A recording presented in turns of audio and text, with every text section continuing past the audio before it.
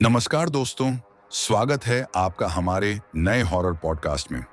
आज का एपिसोड शालिनी जी की डरावनी कहानी पर आधारित है, जिसे आप उन्हीं की नज़र से सुनेंगे। अगर आप चैनल पर नए हैं तो सब्सक्राइब करें और हाई पॉइंट देकर सपोर्ट ज़रूर दिखाएं। और अगर आप चाहते हैं कि आपका नाम वीडियो में लिया जाए, तो कमेंट में अपना नाम और शहर लिखें। अब बिना देर किए चलिए कहानी शुरू करते हैं। दोस्तों, ये कहानी अब शालिनी की है, जो बहुत पहले हमारे नए शहर सूर्यनगर के एक मोहल्ले में रहती थी। देखने में वह ज्यादा सुंदर नहीं थी और पढ़ाई में भी बस जैसे तैसे पास हो जाया करती थी, लेकिन उसे शुरू से ही काले जादू में गहरी रुचि थी और वह अखबारों व पुरानी मैगजीन से टोटकों के बारे में पढ़कर घर पर छोटे मोटे प्रयोग करती रहती थी। उसके माता पिता उसे बार बार मना करते थे, लेकिन क्योंकि वह उनकी शादी के करीब 12 साल बाद पैदा हुई इकलौती संतान थी, इसलिए वे ज्यादा डांटते नहीं थे। शालिनी की उम्र 27 साल हो चुकी थी, मगर उसकी शादी नहीं हुई थी, क्योंकि आसपास के लोग रिश्ते आते ही उसके काले जादू की बातें फैलाकर सब बिगाड़ देते थे। पहले उसे इससे फर्क नहीं पड़ता था, लेकिन जब उसने अपनी सहेलियों को अपने पतियों के साथ खुशहाल जिंदगी जीते देखा, तो उसके मन में भी चाह जागी कि उसे भी कोई प्यार करने वाला जीवन साथी मिले। अब जब भी कोई रिश्ता आता, वह पूरी कोशिश करती कि सब ठीक रहे, मगर हर बार बात बिगड़ जाती। इन हालात से परेशान होकर उसके माता पिता ने शहर बदलने का फैसला किया, ताकि नई जगह पर उसकी शादी आसानी से हो सके। शालिनी ने पहले सिर्फ हल्के टोटके ही किए थे, लेकिन अब उसने शादी पाने के लिए कुछ अजीब और गहरे प्रयोग करने शुरू कर दिए। और संयोग कहें या असर, उसी उम्र के एक लड़के से उसका रिश्ता तय हो गया। घर वाले बहुत खुश हुए, मगर शालिनी अंदर ही अंदर अपने काले जादू को इसका श्रेय देने लगी। समय पर उसकी शादी हुई और वह दुल्हन बनकर मोहित के घर आ गई। मोहित सरकारी नौकरी करता था, स्वभाव से अच्छा था और उसका पूरा ख्याल रखता था, इसलिए घर में किसी चीज की कमी नहीं थी। लेकिन शालिनी का काले जादू का शौक धीरे धीरे इस परिवार के लिए परेशानी बनता जा रहा था। मोहित की एक बड़ी बहन थी साक्षी, जो विधवा थी और परिवार उसकी दूसरी शादी करवाना चाहता था, मगर साक्षी इसके लिए तैयार नहीं थी, क्योंकि उसकी लव मैरिज हुई थी और शादी के कुछ समय बाद ही उसके पति की मौत हो गई थी। इसी वजह से समाज के कई लोग उसे पसंद नहीं करते थे। एक रात शालिनी ने मोहित से कहा कि वह जानती है कि वह इन बातों में विश्वास नहीं करता, लेकिन अगर वह एक बार उसकी बात मान ले तो दीदी की शादी हो सकती है। मोहित अपनी बहन की हालत देखकर दुखी था, इसलिए उसने साफ कहा कि अगर किसी भी तरीके से उसकी बहन का घर बच सकता है तो वह तैयार है। तब शालिनी ने उसे समझाया कि अगर वह साक्षी पर वशीकरण करके उसे शादी के लिए तैयार कर दे और साथ ही किसी अच्छे लड़के को भी टोटकों से मना लिया जाए, तो यह काम हो सकता है। यह सुनकर मोहित हंस पड़ा और बोला कि ऐसा कुछ नहीं होता। तब शालिनी ने कहा कि आपको दीदी की शादी अच्छे लड़के से करवानी है, इसलिए यह सब मुझ पर छोड़ दीजिए और आप बस शादी की तैयारियां कीजिए। मोहित को लगा कि शालिनी मजाक कर रही है, इसलिए उसने ज्यादा कुछ नहीं कहा, लेकिन यही बात शालिनी को यहां भी अपने काले जादू के शौक को आगे बढ़ाने का मौका दे गई। अगले दिन जब वह रसोई में खाना बना रही थी, तब एक किताब पढ़ते हुए अजीब अजीब मंत्र बुदबुदा रही थी और उन्हीं मंत्रों को दोहराते हुए गैस पर चढ़े बर्तन को चला रही थी कि तभी अचानक साक्षी वहां आ गई और बोली, भाभी मैं आपकी मदद कर देती हूँ। ये सुनकर शालिनी तुरंत बोली, अरे नहीं दीदी, आप माँ पिताजी के पास बैठिए, तब तक मैं आप सबके लिए खाना ले आती हूँ। यह सुनकर साक्षी वहां से चली गई और बाकी काम देखने लगी, जबकि शालिनी फिर से अपने काम में जुट गई। थोड़ी देर बाद मोहित वहां आया और बोला कि आज मुझे जल्दी निकलना है, इसलिए नाश्ता बाहर ही कर लूंगा, तुम लोग खा लेना। इतना कहकर वह चला गया। इसके बाद शालिनी ने अपने काले जादू से तैयार किया हुआ खाना अपने सास ससुर और ननंद को खिलाया, और जैसे ही उन्होंने एक निवाला खाया, वे तीनों किसी जानवर की तरह टूट पड़कर खाने लगे। ये देखकर शालिनी की आंखों में अजीब चमक आ गई। उसी दिन शाम को जब मोहित घर लौटा, तो उसने देखा कि शालिनी को छोड़कर बाकी सब गहरी नींद में सो रहे थे। तब शालिनी ने उससे कहा कि मैंने आपको पहले ही कहा था ना कि मैं काले जादू से आपकी बहन को अपने वश में कर लूंगी। देखिए, मैंने कर दिखाया और सिर्फ आपकी बहन ही नहीं, बल्कि आपके माता पिता को भी अपने काबू में कर लिया है। यह सुनकर मोहित चौंक गया। पहले तो उसे विश्वास नहीं हुआ, लेकिन जब शालिनी ने उन तीनों से अपनी मर्जी के मुताबिक काम करवा कर दिखाया, तो उसे यकीन हो गया। मगर साथ ही उसे डर भी लगने लगा। इसलिए उसने शालिनी से सब कुछ सामान्य करने को कहा। तब शालिनी ने समझाया कि यह सब उसने सिर्फ साक्षी की शादी के लिए किया है और जैसे ही उसकी शादी हो जाएगी वह सब कुछ पहले जैसा कर देगी। मोहित भी अपनी बहन की शादी चाहता था, इसलिए उसने मजबूरी में इसके लिए हाँ कर दी। कुछ समय बाद मोहित को साक्षी के लिए सचिन नाम का लड़का पसंद आया और उसने उसके घर वालों से शादी की बात की। साथ ही साफ साफ यह भी बता दिया कि साक्षी विधवा है। लड़के वाले मान तो गए, लेकिन उन्होंने शादी के लिए भारी दहेज की मांग रख दी। अपनी बहन का घर बसाने के लिए मोहित ने बिना ज्यादा सोचे बैंक से लोन ले लिया और दहेज देने को तैयार हो गया। क्योंकि साक्षी पहले से ही शालिनी के वश में थी, इसलिए उसने कोई विरोध नहीं किया और उसकी शादी सचिन से हो गई। शादी के बाद मोहित बेहद खुश था और वहीं शालिनी को अपने काले जादू पर और भी ज्यादा गर्व होने लगा।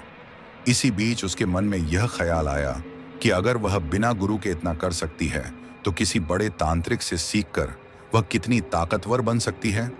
यही सोचकर उसने मोहित से इस बारे में बात की।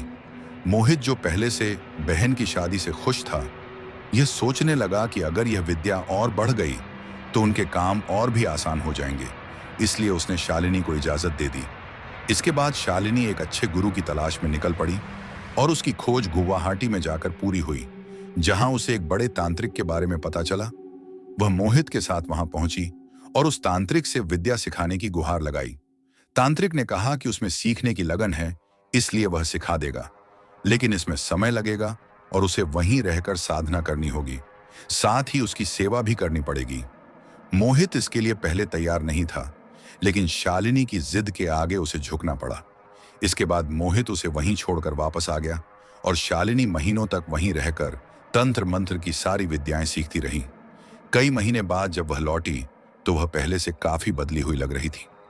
उसका रंग पीला पड़ चुका था, चेहरे पर अजीब सी खालीपन था और वह हर आने जाने वाले को घूर कर देखने लगी थी। मोहित यह सब नोटिस तो कर रहा था, लेकिन उसने ज्यादा ध्यान नहीं दिया। तभी एक दिन साक्षी रोती हुई उसके घर आई और बोली कि पता नहीं मैंने शादी के लिए हाँ क्यों कर दी। सचिन बिल्कुल भी अच्छा इंसान नहीं है। वह और उसके घर वाले मुझे रोज मारते पीटते हैं और मुझ पर आप लोगों से पैसे लाने का दबाव डालते हैं। उन्होंने मुझे धमकी दी है कि अगर मैं आपसे पैसे लेकर नहीं आई तो मुझे घर में घुसने तक नहीं देंगे। अपनी बहन को इस हालत में देखकर मोहित का दिल पूरी तरह टूट गया और उसे लगने लगा कि कहीं ना कहीं इस सब के लिए वही जिम्मेदार है। अगर उसने जल्दबाजी में उसकी शादी सचिन से न कराई होती तो शायद आज उसे यह सब सहना नहीं पड़ता।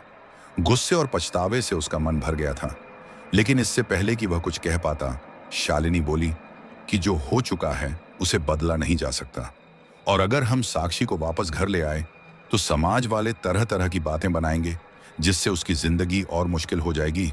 इसलिए अब हमें कुछ अलग करना होगा। यह सुनकर मोहित बोला कि बहन को वापस लाने के अलावा हम कर भी क्या सकते हैं। मैं समाज के डर से अपनी बहन का साथ छोड़ने वालों में से नहीं हूं और मुझे यह भी पता है कि सचिन और उसका परिवार इतनी आसानी से सुधरने वाले नहीं हैं। तब शालिनी बोली कि आप सही कह रहे हैं, लेकिन सिर्फ उसे वापस लाने से उसकी जिंदगी नहीं सुधरेगी। हमें कुछ ऐसा करना पड़ेगा कि वे लोग खुद सुधर जाएं और इसके लिए फिर से काले जादू का सहारा लेना होगा। यह सुनकर मोहित उलझन में पड़ गया, क्योंकि पिछली बार ऐसा करने से हालात और बिगड़ चुके थे। तब शालिनी ने समझाया कि इसमें काले जादू की गलती नहीं थी, बल्कि लड़का चुनने में उनसे चूक हो गई थी और अब उसी गलती को ठीक करने के लिए फिर से इसी रास्ते पर चलना पड़ेगा। मोहित को यह बात सही लगने लगी और उसने दोबारा सचिन और उसके परिवार पर टोटके करने की इजाजत दे दी। इस बार साक्षी भी उनके साथ थी। उसी रात शालिनी ने अपने कमरे के बीचों बीच सफेद पाउडर से तारे जैसी आकृति बनाई।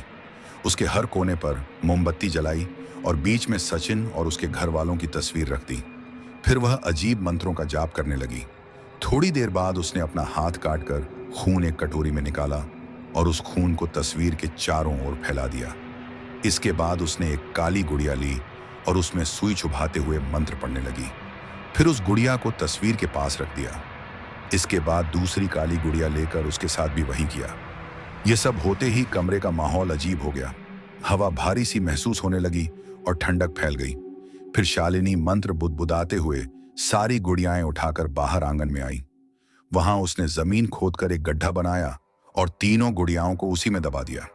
इसके बाद शालिनी साक्षी के पास गई और उसे एक लड्डू देते हुए बोली कि इसे खा लेना, इसके बाद तुम्हारे ससुराल वाले तुम्हारी हर बात मानेंगे और जो थोड़ा मजबूत और जिद्दी होगा उस पर इसका असर कम होगा। लेकिन चिंता मत करना, अगर उसने फिर भी तुम्हारी बात नहीं मानी तो उसका अंजाम अच्छा नहीं होगा। यह सुनकर साक्षी ने खुशी खुशी वह लड्डू खा लिया और मोहित को भी लगा कि अब उसकी बहन का घर बस जाएगा। अगले दिन जब साक्षी अपने ससुराल पहुंची तो उसने देखा कि उसकी सास की हालत काफी खराब थी, क्योंकि वह बाथरूम में फिसल गई थी और गंभीर चोट लगने के कारण उसे अस्पताल ले जाया जा रहा था। वहीं घर के बाकी लोग साक्षी से ऐसे बात कर रहे थे जैसे कुछ हुआ ही ना हो। साक्षी भी सबके साथ सामान्य व्यवहार करते हुए अपनी सास के साथ अस्पताल चली गई। कुछ देर बाद जब उसकी सास को होश आया तो उसने सबसे पहले साक्षी से यही पूछा कि क्या वह अपने भाई के घर से पैसे लेकर आई है। यह सुनकर साक्षी को बहुत गुस्सा आया, क्योंकि एक तरफ उसकी सास की जान पर बनी हुई है और दूसरी तरफ उसे सिर्फ पैसों की पड़ी है। लेकिन इससे पहले कि साक्षी कुछ कहती, उसका पति सचिन बीच में बोल पड़ा कि पहले अपनी हालत देखो, पैसे बाद में देख लेना, और बाथरूम में ऐसा क्या हुआ कि ऐसे गिर पड़ी? पता है तुम्हारा पैर टूट गया है और इस उम्र में हड्डी जुड़ने में समय लगेगा, इसलिए कुछ महीने आराम करना पड़ेगा, और आज के बाद अगर पैसों की वजह से घर की शांति भंग की तो ठीक नहीं होगा। यह सब सुनकर साक्षी को समझ आ गया कि उसकी सास इतनी आसानी से उसके वश में नहीं आने वाली, लेकिन उसे इस बात की भी राहत थी कि अब वह ज्यादा कुछ कर नहीं सकती। साक्षी देख रही थी कि अब घर में कोई भी उसे पैसों के लिए नहीं टोक रहा, और क्योंकि उसकी सास बिस्तर पर थी इसलिए वह कुछ कर भी नहीं पा रही थी।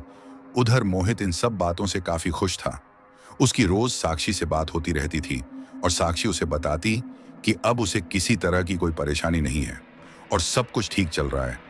यहाँ मोहित के माता पिता धार्मिक प्रवृत्ति के लोग थे और उन्हें शालिनी का इस तरह काले जादू और टोने टोटके करना बिल्कुल पसंद नहीं था। उन्होंने मोहित और शालिनी को बहुत समझाया, लेकिन जो फायदा उन्हें इन सब से मिला था उसके आगे उन्हें अपने माता पिता की बातें बेकार लगने लगी। मोहित के माता पिता ने इस बारे में शालिनी के माता पिता से भी बात की, लेकिन वहां से भी उन्हें सिर्फ समझाने के अलावा कोई ठोस जवाब नहीं मिला। इन सब बातों से परेशान होकर मोहित के माता पिता ने आखिरकार यह सब भगवान पर छोड़ दिया कि समय आने पर इन्हें खुद ही अक्ल आ जाएगी। शालिनी और मोहित की शादी को 2 साल से ज्यादा हो चुके थे और अब दोनों को अपने जीवन में बच्चे की कमी खलने लगी थी, इसलिए उन्होंने संतान के बारे में सोचना शुरू कर दिया। लेकिन 8 महीने से ज्यादा समय बीत जाने के बाद भी शालिनी गर्भवती नहीं हुई, तो मोहित की मां ने उन्हें सलाह दी कि भगवान के मंदिर जाकर मन्नत मांग लो, शायद भगवान की कृपा हो जाए। लेकिन शालिनी ने साफ कहा कि भगवान से मांगने पर वह कब देंगे इसका कोई भरोसा नहीं। कई लोग तो सालों साल मन्नत मांगते रहते हैं, फिर भी उन्हें संतान सुख नहीं मिलता। अगर सिर्फ मन्नत से ही सब हो जाता तो दुनिया में कोई भी दुखी नहीं होता। उसकी बातों में मोहित को भी तर्क नजर आया, इसलिए उसने कहा कि अब जो भी शालिनी करेगी वह उसके साथ है, क्योंकि अब तक उसकी बात मानकर उन्हें फायदा ही हुआ है। पति का पूरा साथ और तंत्र मंत्र का पूरा ज्ञान पाकर शालिनी को अपने ऊपर काफी घमंड हो गया और उसने काले जादू के जरिए संतान पाने का फैसला कर लिया। मोहित तो उसके साथ था, लेकिन उसकी मां ने साफ मना कर दिया कि उनके घर में इस तरह का कोई काम नहीं होगा, क्योंकि उन्होंने सुना था कि काले जादू से संतान पाने के लिए किसी बच्चे की बलि दी जाती है। शालिनी ने भरोसा दिलाया कि वह जो क्रिया करने वाली है उसमें ऐसा कुछ नहीं होगा, लेकिन उसकी सास एकदम नहीं मानी, और जब वह किसी भी तरह समझने को तैयार नहीं हुई तो मजबूरन शालिनी को अपने सास ससुर पर फिर से वशीकरण करना पड़ा। इसके बाद घर का माहौल शांत हो गया और शालिनी ने एक खतरनाक तांत्रिक योजना तैयार की। उस योजना के मुताबिक आने वाली पहली अमावस्या से लेकर लगातार 9 अमावस्या तक यह क्रिया करनी थी। इसी दौरान शालिनी गर्भवती हो जाएगी और जैसे ही वह गर्भ धारण कर लेगी यह पूरी क्रिया वहीं रोक दी जाएगी। इस क्रिया के लिए उन्हें खुली जगह चाहिए थी, क्योंकि सारी साधना आधी रात खुले आसमान के नीचे करनी थी और उनके घर के पास ही एक घना जंगल भी था। इसलिए मोहित और शालिनी ने तय किया कि वहीं जाकर यह तांत्रिक अनुष्ठान करेंगे। मोहित के माता पिता, जो पहले से वशीकरण के असर में थे, वे चाहकर भी कुछ बोल नहीं पा रहे थे। आने वाली पहली अमावस्या की रात मोहित और शालिनी सारी सामग्री लेकर जंगल पहुंचे। इससे पहले वे दिन में उस जगह का निरीक्षण कर चुके थे जहां साधना करनी थी। झाड़ियां हटाकर जगह समतल कर ली थी और अब उसी जगह पर सारा सामान फैलाने लगे। अब तक शालिनी जो कुछ भी कर चुकी थी, उसके नतीजे मोहित ने अपनी आंखों से देखे थे। उसकी बहन अब ससुराल में खुश थी, इसलिए उसे शालिनी पर पूरा भरोसा था। सारा सामान रखने के बाद उन्होंने जमीन में एक कुंड बनाकर उसमें आग जलाई और अजीब अजीब मंत्रों का जाप शुरू किया। कुछ देर बाद शालिनी ने मोहित की तर्जनी उंगली काटकर उसका ताजा खून उस कुंड में डाला, फिर अपनी उंगली काटकर अपना खून भी उसी में मिला दिया। इसके बाद दोनों पति पत्नी मंत्र पढ़ते हुए उस कुंड के चारों ओर घूमने और अजीब तरीके से नाचने लगे। इस तांत्रिक क्रिया में देसी घी, बिल्ली की पूंछ, लाल कपड़ा, मुर्गा और न जाने क्या क्या उस कुंड में डाला गया। यह साधना लगभग सुबह 3-4 बजे तक चली और फिर दोनों थक कर घर लौट आए। अगली अमावस्या पर उन्होंने दोबारा यही सब किया और आखिरकार चौथी अमावस्या के समय शालिनी के पांव भारी हो गए। यह सुनते ही मोहित खुशी से झूम उठा, क्योंकि अब वह पिता बनने वाला था और यह उसकी जिंदगी की सबसे बड़ी खुशी थी। लेकिन अब भी कई सावधानियां जरूरी थीं, क्योंकि यह बच्चा काले जादू की साधना से आया था। इसलिए शालिनी को खास ध्यान रखना था। उसे सूरज की रोशनी से दूर रखना, सात्विक चीजों से अलग रखना जरूरी बताया गया था। वैसे तो इसी समय मोहित को समझ जाना चाहिए था कि कुछ तो गड़बड़ है, लेकिन खुशी में वह यह सब नजरअंदाज करता चला गया। अब तक सब कुछ उसके हिसाब से ही हो रहा था, इसलिए मोहित को लगने लगा कि आगे भी सब वैसा ही होगा जैसा शालिनी चाहती है। इसी बीच शालिनी घर के एक कमरे में ही सीमित रहने लगी। सारे दरवाजों और खिड़कियों पर मोटे पर्दे डाले गए थे और वह उसी कमरे में बैठकर अपनी शक्तियां बढ़ाने के बारे में सोचती रहती थी। मोहित रोज शाम को ऑफिस से आने के बाद रात में उसे थोड़ी देर बाहर घुमा लाता, ताकि उसे ताजी हवा मिल सके, और उसके खाने पीने का भी पूरा ध्यान रखता था। घर के बाकी काम उसकी सास संभाल रही थी और जब शालिनी को छठा महीना लगा तो साक्षी भी अपने ससुराल से आकर वहीं रहने लगी। शालिनी मां बनने वाली थी, लेकिन उसके मन में एक अजीब सा डर बैठा हुआ था, जिसे वह किसी से साझा नहीं कर पा रही थी। साक्षी ज्यादातर समय उसके साथ रहती थी और धीरे धीरे उसने महसूस किया कि शालिनी कुछ छुपा रही है। इस बारे में साक्षी ने मोहित से बात की तो मोहित ने कहा कि शायद पहली बार मां बनने की वजह से वह घबराई हुई है। वक्त के साथ सब ठीक हो जाएगा। लेकिन साक्षी ने समझाया कि यह साधारण डर नहीं है, बल्कि उसके चेहरे से ही लगता है कि वह किसी बड़े राज को छुपा रही है और उसे उससे खुलकर बात करनी चाहिए। तब मोहित ने शालिनी से पूछा। पहले तो वह कुछ भी बताने को तैयार नहीं हुई, लेकिन थोड़ी देर बाद टूट गई और जो उसने बताया उसे सुनकर मोहित के पैरों तले जमीन खिसक गई। शालिनी ने कहा कि यह संतान काले जादू से पैदा हुई है, इसलिए यह कहना मुश्किल है कि यह बच्चा कैसा होगा। वह इंसान भी हो सकता है और शैतान का अंश भी, दोनों के बराबर चांस हैं।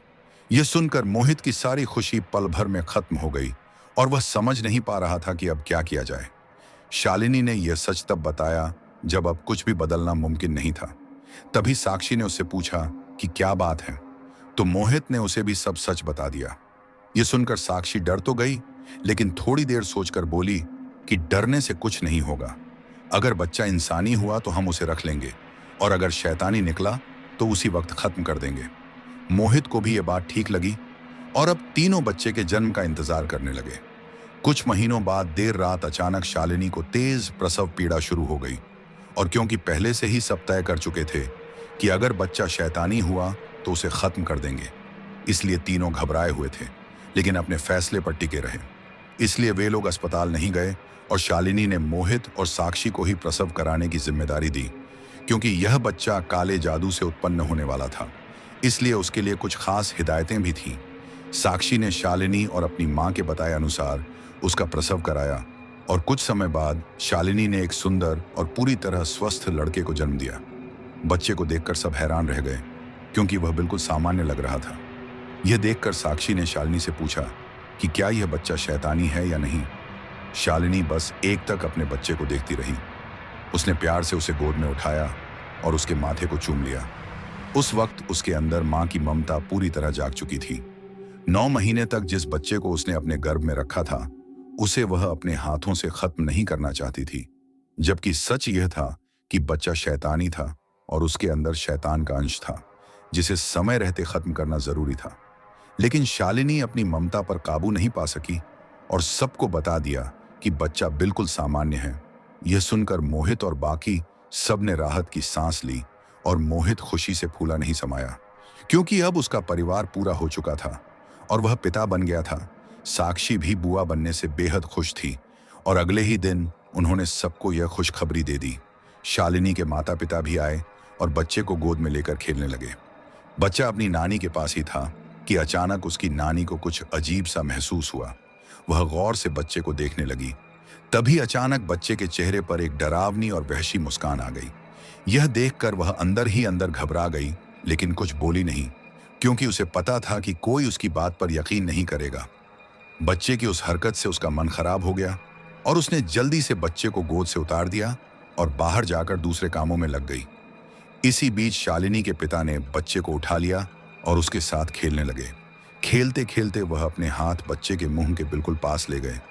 इससे पहले कि वह कुछ समझ पाते, बच्चे ने अचानक अपना मुंह खोला और उनकी उंगली को काटने लगा, जबकि आमतौर पर इतने छोटे बच्चे के मुंह में दांत भी नहीं होते। फिर भी शालिनी के पिता को साफ महसूस हो रहा था कि बच्चा उनका हाथ काट रहा है।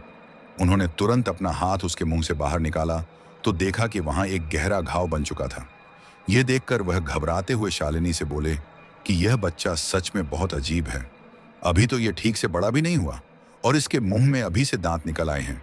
यह सुनकर शालिनी बोली कि आपको कोई गलत फहमी हुई होगी, इसके मुंह में कोई दांत नहीं है। यह कहकर उसने बच्चे का मुंह खोलकर अपने पिता को दिखाया। अब उसके पिता कभी बच्चे के मुंह के अंदर देखते, जहां एक भी दांत नहीं था, और कभी अपने हाथ की तरफ, जहां अब भी ताजा घाव बना हुआ था। उन्हें समझ नहीं आ रहा था कि आखिर यह सब कैसे हुआ, लेकिन वह ज्यादा कुछ बोले बिना वहां से बाहर चले गए। उधर शालिनी के चेहरे पर डर साफ नजर आने लगा। उसने बच्चे की तरफ देखते हुए कहा कि फिलहाल ऐसी कोई हरकत मत करना जिससे सबको तुम पर शक हो। तुम्हें खून चाहिए ना, मैं तुम्हारे लिए लेकर आऊंगी। उसी दिन शालिनी के माता पिता वहां से निकल गए। रास्ते में उसकी मां ने सारी बातें उसके पिता को बता दी और पिता ने भी उंगली कटने वाली बात साझा की। यह सुनकर दोनों को यकीन हो गया कि यह कोई इत्तेफाक नहीं है, बल्कि बच्चा सच में कुछ गड़बड़ है। मां को लगने लगा कि अगर समय रहते कुछ नहीं किया गया तो यह बच्चा सबके लिए खतरा बन सकता है। इसीलिए उसने मन ही मन कुछ करने का फैसला कर लिया। उधर शालिनी अपने नवजात बच्चे के लिए खून तलाश रही थी, लेकिन कमजोरी की वजह से वह बाहर नहीं जा सकती थी। इसलिए उसने घर में ही कुछ करने की योजना बनाई। थोड़ी देर बाद साक्षी कमरे में आई और उसके पास बैठ गई। साक्षी को देखते ही शालिनी के दिमाग में एक खतरनाक विचार आया। साक्षी उससे बात कर रही थी। तभी शालिनी मन ही मन मंत्र बुदबुदाने लगी और कुछ ही पलों में उसका असर दिखा। साक्षी अपनी जगह पर बिल्कुल जड़ हो गई। यह देखकर शालिनी के चेहरे पर एक डरावनी मुस्कान फैल गई। उसने उठकर दरवाजा बंद किया और फिर बच्चे को गोद में लेकर साक्षी के पास आई। उसने साक्षी की उंगली उठाकर बच्चे के मुंह में डाल दी। जैसे ही ऐसा हुआ, बच्चे ने उंगली को जोर से काट लिया और उसका खून पीने लगा। साक्षी, जो पूरी तरह वशीकरण में थी, उसे कोई दर्द महसूस नहीं हुआ। वह बिल्कुल शांत बैठी रही, जैसे उसे कुछ हुआ ही ना हो। कुछ देर बाद बच्चे ने साक्षी की उंगली छोड़ दी। तब शालिनी ने उसे वापस उसकी जगह पर बिठा दिया और फिर मंत्र बुदबुदाकर साक्षी को सामान्य कर दिया। साक्षी को कुछ भी याद नहीं था कि उसके साथ अभी क्या हुआ था। वह थोड़ी देर बातें करके अपने काम में लग गई। अब यह सिलसिला रोज का हो गया। शालिनी रोज साक्षी को सम्मोहित करके बच्चे को उसका खून पिलाती और फिर उसे ठीक कर देती। 5 से 6 दिन तक ऐसा चलने के बाद साक्षी के शरीर में कमजोरी आने लगी। उसका चेहरा पीला पड़ गया और एक दिन वह काम करते करते बेहोश हो गई। मोहित उसे तुरंत डॉक्टर के पास ले गया, जहां डॉक्टर ने बताया कि उसके शरीर में खून बहुत कम है और ज्यादा कमजोरी की वजह से वह बेहोश हुई है। खाने पीने का ध्यान रखा जाए तो वह ठीक हो जाएगी। मोहित समझ नहीं पा रहा था कि उसकी बहन को अचानक यह सब क्यों होने लगा, क्योंकि वह पहले बिल्कुल स्वस्थ थी। उसने साक्षी को पूरा आराम करने को कहा और घर के सारे काम अब उसकी मां संभालने लगी। लेकिन शालिनी के बच्चे को रोज थोड़ी थोड़ी मात्रा में खून चाहिए था और उसकी यह जरूरत पूरी करना जरूरी था। जब उसकी सास कमरे में आई तो शालिनी ने अब उसे ही सम्मोहित कर लिया और उसके खून को बच्चे को पिलाने लगी। बूढ़ी होने की वजह से उसकी सास ये सब 2 दिन से ज्यादा सह नहीं पाई और बीमार पड़ गई। इससे शालिनी को बहुत गुस्सा आने लगा, क्योंकि इसका असर बच्चे की खुराक पर पड़ रहा था। वैसे तो बिना खून के भी बच्चा जिंदा रह सकता था, लेकिन कमजोर हो जाता और सूरज की रोशनी में भी नहीं जा पाता। इसलिए फिलहाल खून जरूरी था। अब जब ननद और सास दोनों ही इस हालत में नहीं थीं, तो शालिनी ने सोचा कि अब मोहित का ही खून पिला दिया जाए। उसी रात उसने मोहित को सम्मोहित कर बच्चे को उसका खून पिलाया। 2-3 दिन तक ऐसा होने के बाद मोहित को भी कमजोरी महसूस होने लगी। यह देखकर शालिनी डर गई, क्योंकि वह अपने बच्चे से प्यार करती थी, लेकिन अपने पति से भी उतना ही प्यार करती थी। इसलिए उसने यह सब रोक दिया। इसी बीच किस्मत से सचिन साक्षी को लेने वहां आ गया। यह देखकर शालिनी की आंखों में चमक आ गई, क्योंकि बच्चे को अभी 6 दिन तक और खून चाहिए था और सचिन खुद उसकी परेशानी का हल बनकर आ गया था। मौका मिलते ही शालिनी ने बच्चे को सचिन का खून पिलाना शुरू कर दिया, जिससे सचिन बहुत कमजोर पड़ने लगा। इसी वजह से शालिनी बार बार सचिन को वहीं रोक रही थी और बाकी घर वालों को भी उसकी बात सही लगी, इसलिए सबने सचिन से कुछ दिन और रुकने को कहा।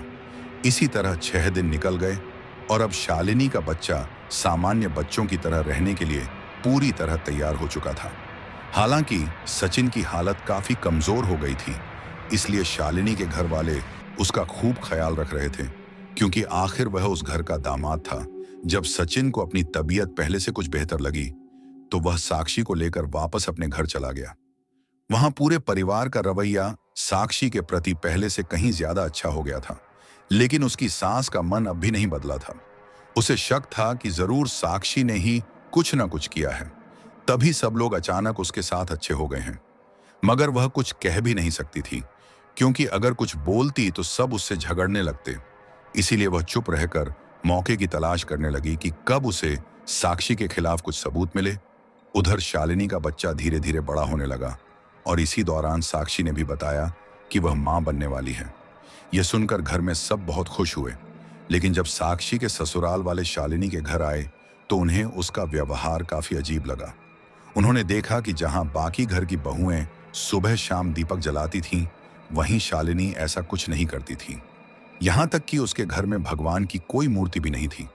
साक्षी की सास ने महसूस किया कि उस घर में एक तरह की नकारात्मकता फैली हुई है और उसका असर शालिनी के बच्चे पर भी दिख रहा है। उसने गौर से देखा कि जहां बाकी लोग अपने बच्चों को नजर बट्टू वगैरह पहनाते हैं, वहीं शालिनी के बच्चे को ऐसी कोई चीज नहीं पहनाई गई थी। जब उसने इस बारे में शालिनी से पूछा, तो शालिनी ने साफ कह दिया कि वह इन सब बातों में विश्वास नहीं करती, इसलिए अपने बच्चे को यह सब नहीं पहनाती। साक्षी की सास ज्यादा कुछ कह नहीं सकी, क्योंकि यह उसकी अपनी मर्जी थी, लेकिन उसके मन में यह बात बैठ गई कि शालिनी जरूर कुछ न कुछ गड़बड़ है। बाद में जब उसने आस पड़ोस में इस बारे में पूछताछ की, तो पता चला कि शालिनी किसी से ज्यादा घुलती मिलती नहीं है।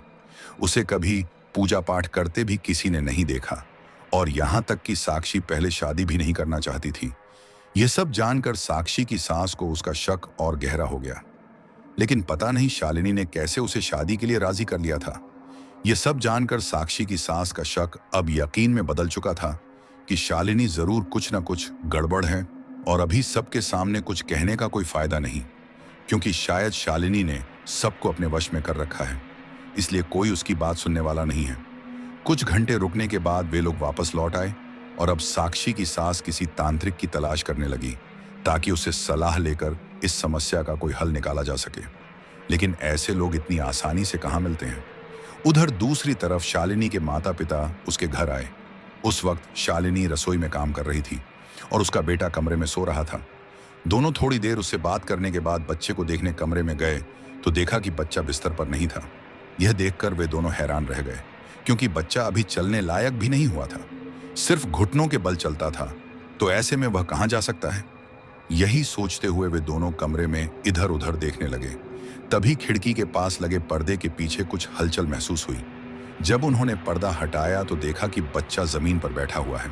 उसके हाथ में एक मरा हुआ चूहा था, जिसकी गर्दन गायब थी, और बच्चा उसे चबा रहा था। उसके मुंह और कपड़ों पर खून लगा हुआ था। यह देखकर दोनों के पैरों तले जमीन खिसक गई और उन्हें यकीन हो गया कि इसी बच्चे ने उस चूहे को मारा है। जब भी वे इस बच्चे से मिलते थे, तब उन्हें इसके बारे में कुछ न कुछ अजीब पता चलता था। लेकिन आज तो हद ही हो गई थी। दोनों बहुत घबरा गए और उन्हें साफ लगने लगा कि यह बच्चा सामान्य नहीं है। इसलिए वे बिना कुछ बोले वहां से निकल गए। रास्ते भर उन्हें यही लगता रहा कि इस बच्चे पर जरूर किसी शैतानी साय का असर है, जिसकी वजह से वह ऐसी हरकतें कर रहा है। अब वे दोनों चाहते थे कि किसी तरह उस बच्चे से यह शैतानी साया हट जाए और यह बात किसी को पता भी न चले। इसलिए उन्होंने भी किसी योग्य इंसान की तलाश शुरू कर दी। लेकिन यहां उन्हें जितने भी लोग मिले, सब ढोंगी और पाखंडी ही निकले। कोई भी ऐसा नहीं था जो सच में मदद कर सके। उधर शालिनी का बच्चा अब धीरे धीरे बड़ा होने लगा था और वह सामान्य बच्चों से थोड़ा अलग व्यवहार करने लगा था। यह बात मोहित ने भी नोटिस करना शुरू कर दिया था, क्योंकि कई बार उसने बच्चे को अजीब हरकतें करते देखा था। इसीलिए उसने शालिनी से इस बारे में खुलकर बात की। यह सुनकर शालिनी घबरा गई कि कहीं उसका राज सबके सामने ना आ जाए।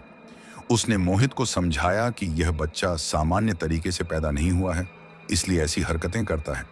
लेकिन जैसे जैसे यह बड़ा होगा वैसे वैसे सब ठीक हो जाएगा, इसलिए डरने की कोई जरूरत नहीं है। मोहित को उस पर पूरा भरोसा था, क्योंकि अब तक जब जब उसने शालिनी की बात मानी थी उसे फायदा ही हुआ था। इसी वजह से उसने उसकी बात मान ली। लेकिन अंदर ही अंदर शालिनी परेशान रहने लगी। फिर एक दिन उसने मोहित से कहा कि उसे एक खास साधना सीखने के लिए दोबारा अपने गुरु के पास जाना होगा, जो बच्चे के 1 साल पूरे होने पर करनी जरूरी है। मोहित ने उसे बिल्कुल नहीं रोका, क्योंकि उसे यकीन था कि शालिनी सही कर रही है। इसके बाद शालिनी अपना सामान और बच्चे को लेकर अपने गुरु से मिलने असम चली गई। वहां पहुंचकर उसने गुरु से कहा कि उसने तंत्र मंत्र के जरिए संतान तो पाली, लेकिन यह बच्चा शैतानी है। अभी छोटा होने की वजह से किसी को पता नहीं चला, लेकिन जैसे जैसे यह बड़ा होगा लोग समझ जाएंगे। यह सुनकर गुरु ने कहा कि तंत्र मंत्र से पैदा हुए बच्चों में आधे सामान्य होते हैं और आधे शैतानी। ऐसे में जैसे ही सच्चाई पता चले, उस शैतानी शक्ति का वध करना जरूरी होता है, इसलिए तुम्हें इसे खत्म कर देना चाहिए। यह सुनकर शालिनी रोते हुए बोली कि वह ऐसा नहीं कर सकती, क्योंकि यह उसकी अपनी औलाद है। चाहे जैसा भी हो, वह इसे मार नहीं सकती। उसने गुरु से कोई ऐसा उपाय बताने की गुहार लगाई जिससे बच्चा सामान्य बन जाए। तब गुरु बोला कि उपाय तो है, लेकिन वह बेहद कठिन और खतरनाक है। उस क्रिया में 9 मासूम लोगों की जान जाएगी और एक बार शुरू करने के बाद 9 लोगों की बलि देना जरूरी होगा, वरना बच्चा खुद मर जाएगा। एक जान बचाने के लिए इतने लोगों की हत्या करना गलत है और हमारा तांत्रिक समाज इसकी इजाजत बिल्कुल नहीं देता। इसीलिए गुरु ने उसे साफ कहा कि बेहतर यही होगा कि वह यह सब न करे, और दूसरा रास्ता वही है जो उसे पहले बताया गया है। यह सुनकर शालिनी बोली कि उसे इस बात से कोई फर्क नहीं पड़ता कि उसे अपने बच्चे के लिए 9 लोगों की बलि देनी पड़े या 900 की। उसे बस अपने बच्चे को बचाना है। तब गुरु ने कहा कि ठीक है, जैसा तुम्हें सही लगे, लेकिन याद रखना हर महीने एक बलि देनी ही होगी, तभी तुम्हारा बच्चा धीरे धीरे सामान्य होगा। इसके बाद पूरी साधना की जानकारी लेकर शालिनी अपने बच्चे के साथ वापस घर आ गई और आते ही उसने मोहित से कहा कि उनके बच्चे के लिए एक आखिरी साधना करनी होगी जो पूरे 9 महीने चलेगी, और अगर उन्होंने यह साधना नहीं की तो वे हमेशा के लिए अपने बच्चे को खो देंगे। यह सुनकर मोहित बहुत घबरा गया और उसने पूछा कि कौन सी साधना करनी है। वह हर हाल में उसका साथ देगा, लेकिन अब बात सिर्फ तंत्र मंत्र की नहीं बल्कि 9 लोगों की जान लेने की थी। इसलिए शालिनी जानती थी कि मोहित शायद इसका साथ न दे पाए। इसी वजह से उसने कहा कि उसे माफ कर दे, क्योंकि उसने उससे बहुत कुछ छुपाया है। लेकिन अब वह सब सच बताने वाली है। उसने कहा कि जब उन्होंने वह पहली साधना की थी तब वे दोनों अकेले नहीं थे, बल्कि उनके पूरे खानदान की ऊर्जा उस साधना में लगी थी। और अब क्योंकि उन्हें सामान्य बच्चा मिल गया है तो शैतानी शक्ति को यह हार पसंद नहीं आई है और वह गुस्से में है। इसलिए अब उन्हें किसी भी तरह उस शैतान को खुश करना होगा ताकि वह उनके परिवार को छोड़ दे। अगर ऐसा नहीं किया गया तो वह पूरे परिवार को खत्म कर देगा। फिर उसने समझाया कि जो शक्ति पूरे खानदान को मिटा सकती है उसे खुश करना आसान नहीं होगा, लेकिन एक ही तरीका है कि आने वाले 9 महीनों तक हर महीने एक इंसान की बलि दी जाए। जब विधि पूर्वक 9 बलियां पूरी हो जाएंगी तब वह शैतान परिवार को छोड़ देगा। शालिनी ने यह भी कहा कि मोहित को किसी को बहलाकर लाने की जरूरत नहीं होगी, बल्कि बस जिस इंसान की बलि देनी है उसका कोई कपड़ा या निजी चीज उसे लाकर देनी होगी और फिर वह विधि पूर्वक पूजा करके उस इंसान की जान शैतान को सौंप देगी और शैतान खुद उसकी जान ले लेगा। यह सुनकर मोहित को इतना गुस्सा आया कि उसने शालिनी को थप्पड़ मार दिया और चिल्लाकर बोला कि आज तुमने मेरा भरोसा तोड़ दिया। मैंने सोचा था कि अगर इन सब से किसी को नुकसान नहीं होगा तो करने में कोई बुराई नहीं है, लेकिन यहां तो एक दो नहीं बल्कि 9-9 जाने जाएंगी और इन सब का जिम्मेदार हमारा अपना बेटा होगा। मुझे ऐसा बच्चा नहीं चाहिए। अगर किसी तरह इसे वापस भेजकर सब सामान्य किया जा सकता है तो कर दो। इस पर शालिनी ने सिर हिलाकर साफ मना कर दिया। यह सुनते ही मोहित घबरा गया, क्योंकि अब उसे समझ आ रहा था कि उसे न चाहते हुए भी किसी की जान लेनी पड़ेगी। तभी शालिनी ने बताया कि अगले ही दिन बलि देनी होगी, क्योंकि अमावस्या है।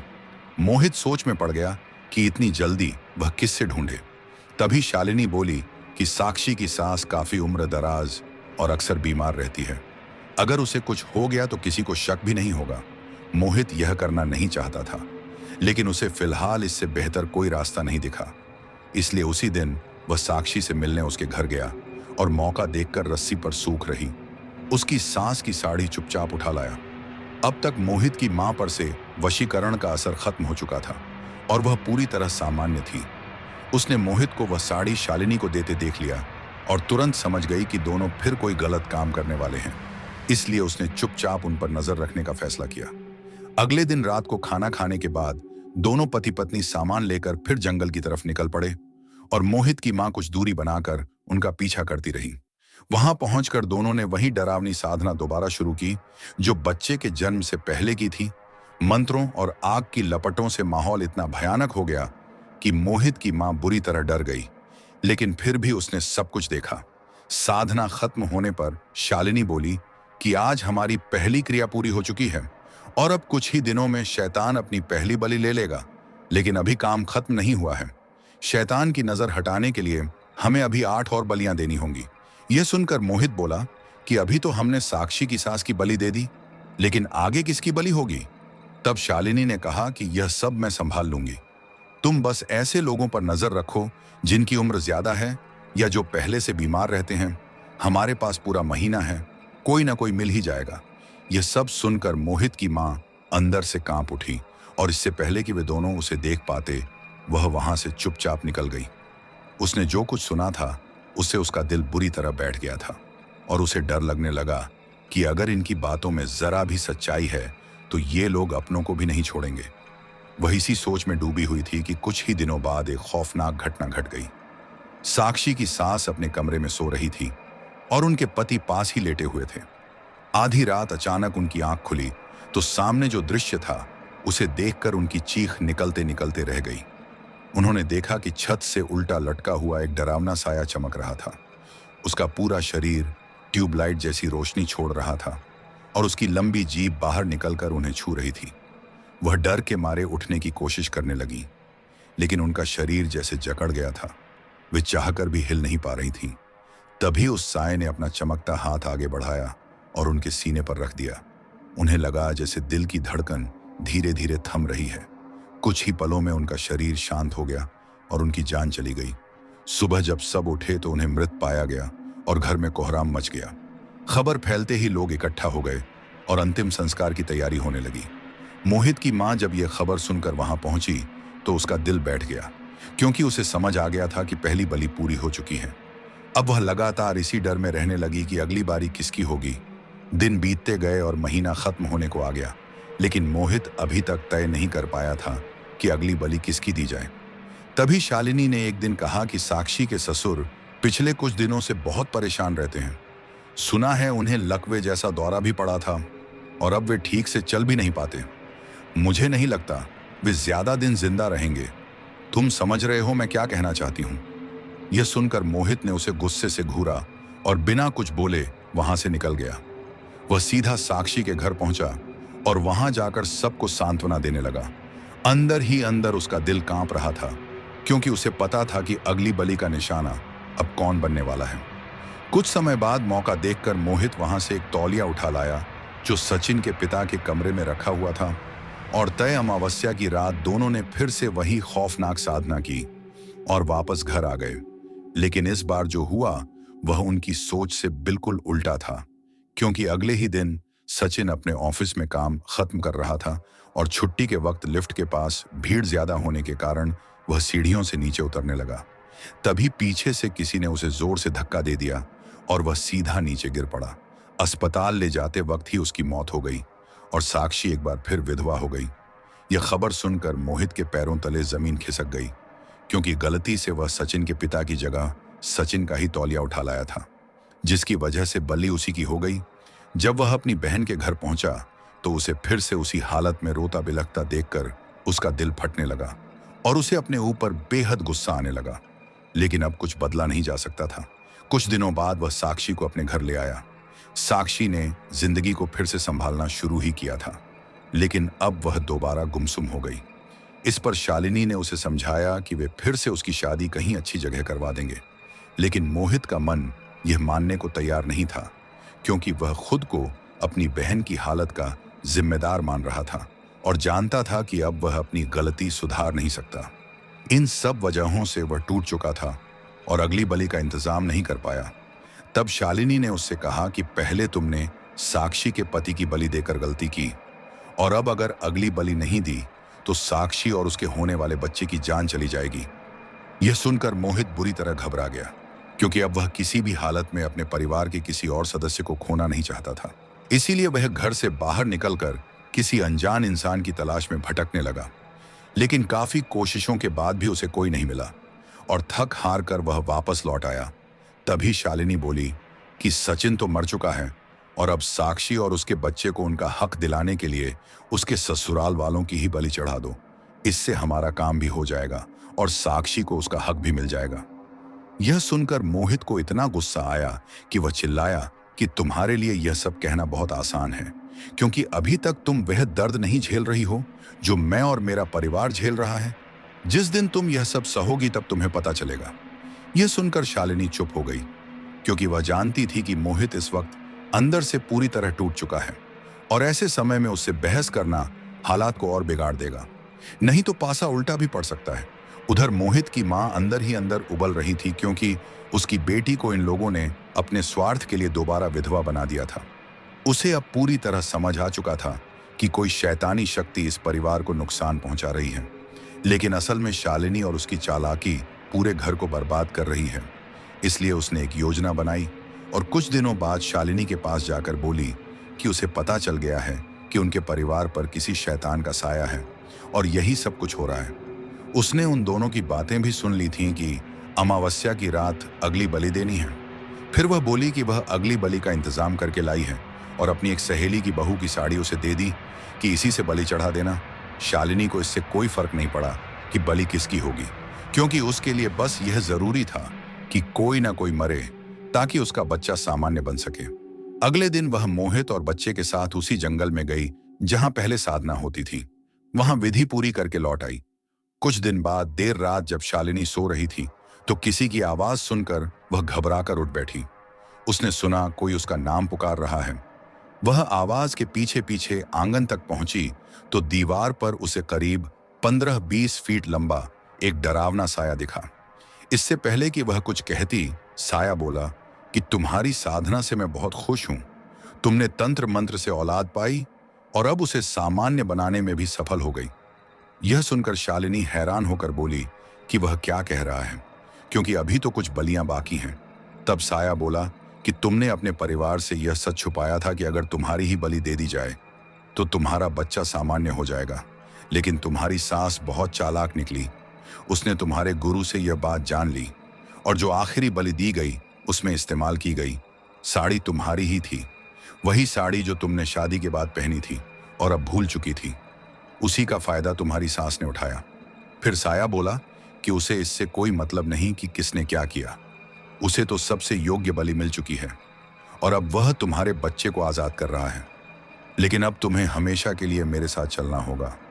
यह सुनते ही शालिनी बुरी तरह घबरा गई और घर के अंदर की तरफ भागने लगी, मगर तब तक बहुत देर हो चुकी थी, क्योंकि उस डरावने साये ने अपना हाथ बढ़ाकर उसे जकड़ लिया और धीरे धीरे उसके दिल की धड़कन रोक दी। कुछ ही पलों में शालिनी की वहीं मौत हो गई। अगली सुबह जब सबने उसे इस हाल में मृत पाया तो पूरा घर सन्न रह गया। उधर मोहित यह सोचकर और टूट गया कि अब अगली बलि कैसे देगा। शालिनी के अंतिम संस्कार के बाद मोहित की मां ने उसे पूरी सच्चाई बता दी और कहा कि अब उसका बेटा बिल्कुल सामान्य हो चुका है।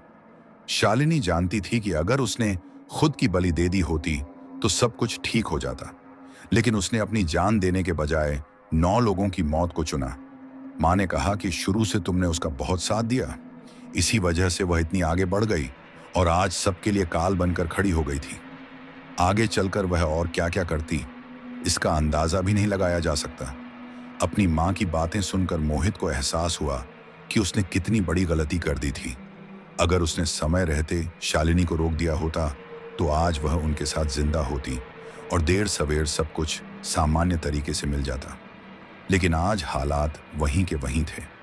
उसकी बहन फिर से विधवा होकर लौट आई थी और उसका बेटा भले ही अब सामान्य था, फिर भी मोहित के मन में हमेशा डर बना रहता था कि कहीं उस बच्चे के अंदर काले जादू का कोई अंश अब भी बाकी न रह गया हो। इसी डर की वजह से वह अपने बच्चे को ज्यादा से ज्यादा पूजा पाठ में लगवाने लगा। बच्चे को शांति से भजन पूजन करते देख मोहित को थोड़ी तसल्ली मिलती कि इतना कुछ खोने के बाद कम से कम उसने अपने बेटे को तो बचा लिया। तो दोस्तों, अब आप समझ ही गए होंगे कि इस तरह के रास्तों पर चलने वाले लोगों को कुछ समय के लिए खुशी और कामयाबी मिल भी जाए, लेकिन लंबे समय तक वह टिक नहीं पाती। शालिनी ने तंत्र मंत्र से ताकत पाई, अच्छा घर मिला, अच्छा पति मिला और किसी चीज की कमी नहीं रही। मगर एक बार जब उसे इन चीजों की आदत पड़ गई तो हर काम में वही रास्ता अपनाने लगी।